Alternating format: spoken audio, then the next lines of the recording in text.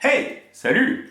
Bon, si j'ai choisi de faire des vidéos au départ, c'était pour me payer des grands groupes dont les campagnes de greenwashing me fatiguent. Et ça commence aujourd'hui.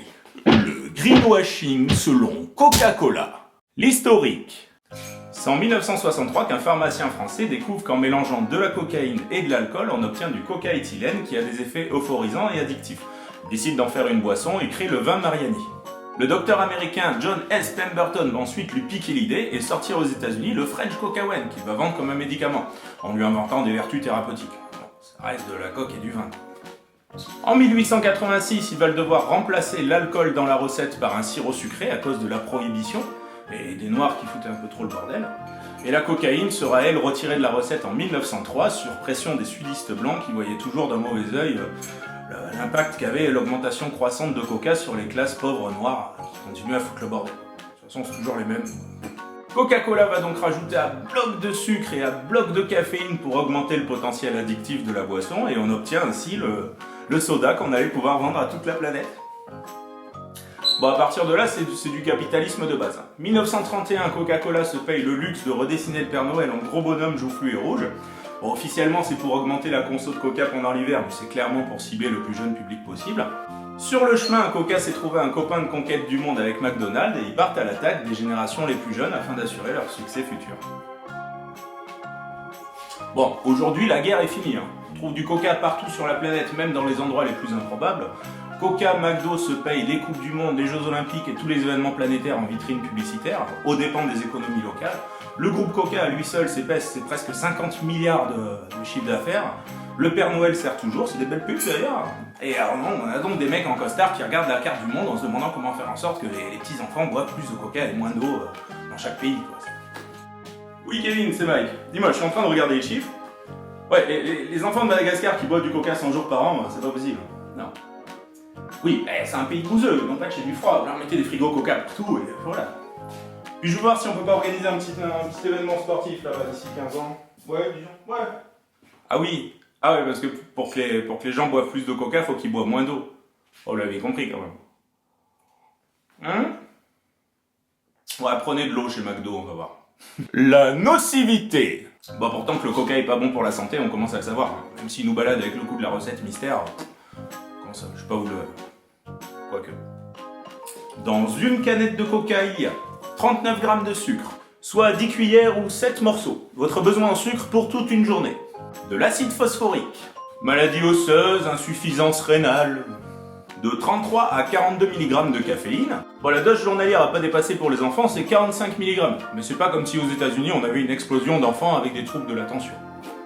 De l'aspartame E951.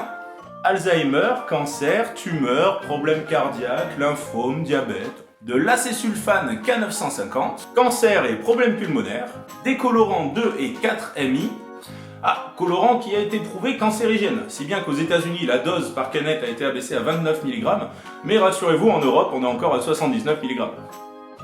Bon bref, avec une conso journalière de 2 canettes par jour, c'est moins 20 ans d'espérance de vie selon certains médecins. Un petit peu comme si vous fumiez 2 paquets de clopes par jour. Ouais, tu peux commencer plus jeune quand même. Le dernier ingrédient, l'eau. Ah merde, j'oublie un ingrédient, l'eau. Pour faire 1 litre de coca, il faut 3 litres d'eau. C'est pas mal quand même, ouais. Bon, il y a un peu d'un sirop coca qui est fabriqué dans des usines à part, qui fabriquent aussi de la cocaïne pour l'industrie pharmaceutique. Sirop coca qui arrive dans les usines coca sous forme de bidons avec des logos sympas dessus. Mais bon, après dire que coca défonce l'environnement, non, ce serait raccourci. Quoi qu'il y a le Mexique quand même, c'est pas mal le Mexique. Bon alors au Mexique, les usines Coca épuisent les réserves d'eau locales en les payant une misère. Bon alors ça c'est grâce à l'ancien PDG de Coca-Cola Mexique qu'ils avaient réussi à faire élire comme président juste en 2006. Mais bon, donc la population locale n'ayant parfois plus accès à l'eau se rabat sur l'eau de pluie, qui à cause de la pollution atmosphérique rend les enfants malades. Et donc pour hydrater les enfants, l'option B c'est le coca qui est vendu comme par hasard 7 pesos le litre contre l'eau qui est vendue 8 pesos le litre. Et on a 70% de la population locale qui a des problèmes d'obésité ou tous les problèmes de santé qui vont avec. Bon. A noter que le prix de l'eau est justifié par sa rareté qui est directement lié à l'impact de l'usine Coca sur l'environnement. Donc au Mexique c'est pas mal quand même. Mais ils font pas la même chose en Inde ou à Madagascar. De toute façon Madagascar c'est pour la vanille. Aucun... Le plastique. Non, moi ce qui me fait vraiment chier, c'est le plastique. Voilà, les océans sont défoncés par les plastiques et la moitié des sédiments marins sont déjà constitués de plastique. Voilà, tout ça à cause, entre autres, des bouteilles que Coca-Cola fabrique tous les ans. Voilà, en mettant un petit logo éco-emballage dessus pour faire croire à une conscience environnementale. Mais bon, conscience environnementale serait vraie si Coca avait gardé des bouteilles en verre, consignées avec des caisses en bois, ou je sais pas, ou si Coca s'impliquait vraiment dans le retraitement des déchets, ça serait pas mal. Pour juste arrêter d'en produire des millions ou des millions de nouvelles bouteilles tous les ans. Bon, c'est vrai qu'il y a eu la campagne avec les prénoms, ça c'était pas mal.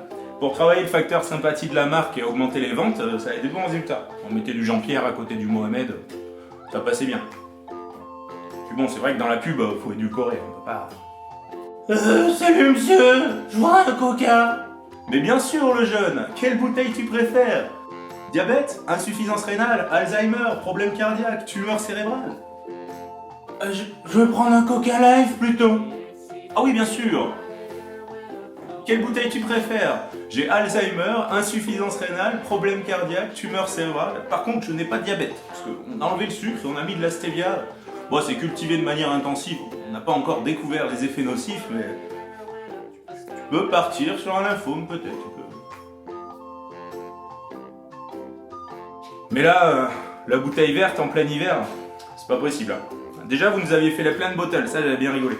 Voilà, jusqu'à 22,5% d'origine végétale. Bon, même si on se doute que c'est du bioplastique fabriqué avec des champs tellement bombardés de pesticides Monsanto qu'on peut même plus s'en servir pour faire autre chose que du plastique.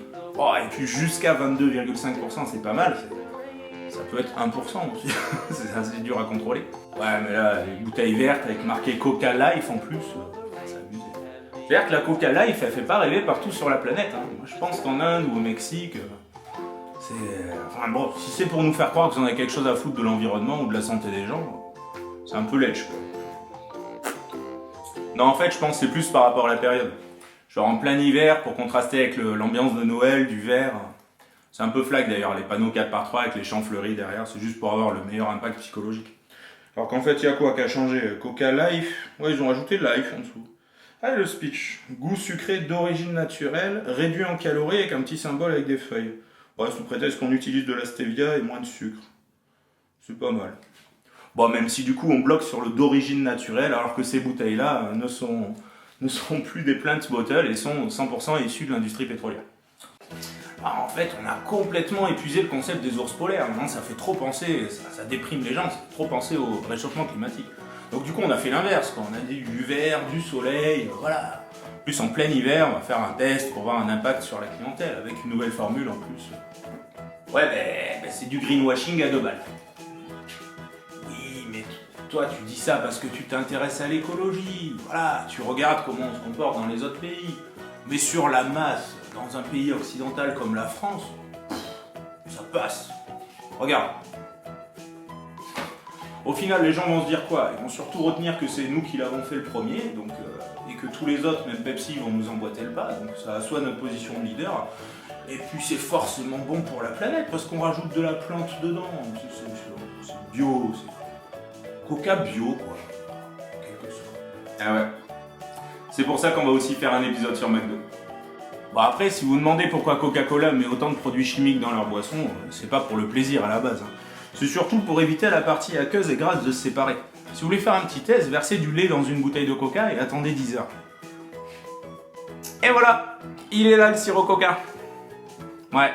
Bon après, si vous aimez le coca, allez-y. Hein. Mais ça a l'air bien dégueu quand même. Oh, par contre, un dernier truc. Je n'appelle absolument pas au boycott des produits Coca-Cola, hein, qu'on se comprenne bien. Enfin, surtout depuis que c'est interdit.